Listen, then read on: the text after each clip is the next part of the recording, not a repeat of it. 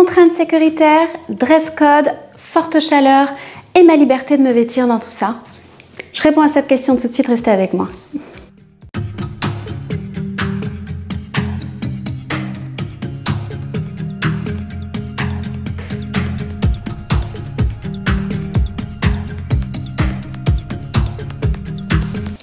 Puis-je me vêtir comme je le souhaite pour aller travailler?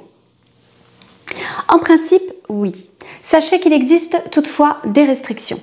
En effet, les restrictions à la liberté de se vêtir à sa guise peuvent être admises lorsqu'elles sont dictées par des nécessités d'ordre professionnel.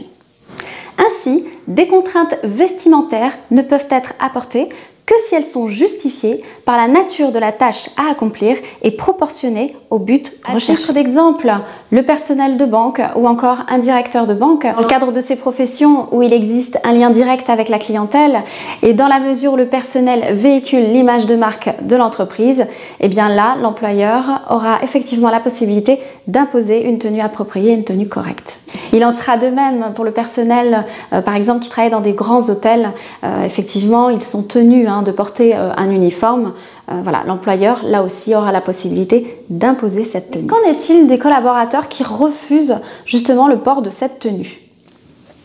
Eh bien, c'est très simple. Le collaborateur qui refuse de porter la tenue imposée par l'employeur, compte tenu des circonstances que nous venons d'évoquer, eh bien, s'expose à une faute grave.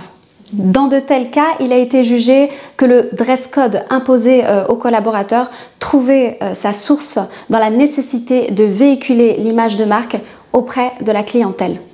Et par conséquent, justifié par la nature de la tâche à accomplir et proportionné au but recherché. Vous l'aurez compris, chers amis, des tenues de travail sont parfois imposées en entreprise pour des exigences commerciales, mais pas seulement. Elles peuvent être également imposées pour des raisons de sécurité.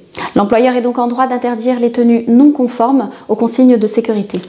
Il peut donc imposer une tenue de travail adaptée aux risques et aux contraintes du poste. Par exemple, le port d'un casque ou encore le port de chaussures de sécurité.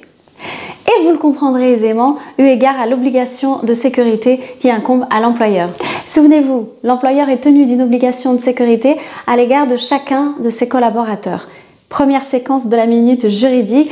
Pour ceux qui ne l'ont pas vue, n'hésitez pas à aller découvrir cette première séquence. Elle est très intéressante, je vous mets le lien à la fin de cette vidéo. Forte chaleur, tenue de travail et ma liberté de me vêtir dans tout ça. La question à la liberté de se vêtir à sa guise, ou plutôt se dévêtir, se pose davantage en période de forte chaleur. Mais qu'en est-il vraiment? Eh bien, chers amis, ces contraintes ne cessent pas en cas de forte chaleur. Certes, il est peut-être d'autant plus contraignant de s'y conformer, mais en aucun cas le fait que le thermomètre affiche les 30 degrés à l'ombre ne peut permettre aux collaborateurs de s'affranchir des règles de sécurité ou encore aux règles inhérentes à leur tenue de travail. Les collaborateurs astreints à un dress code ne peuvent donc enfreindre les règles. Sachez par ailleurs que l'employeur est en droit d'exiger de son collaborateur le port d'une tenue décente et convenable, et ce, indépendamment de tout contact avec la clientèle. En vue ainsi de pouvoir éviter ou limiter les troubles qui pourraient découler de ce déshabillage excessif ou de cette tenue inappropriée. Il semblerait donc que certains vêtements, au contraire à la décence et aux bienséances, et de surcroît susceptibles d'heurter certaines sensibilités, eh bien, soient proscrits dans le milieu du travail.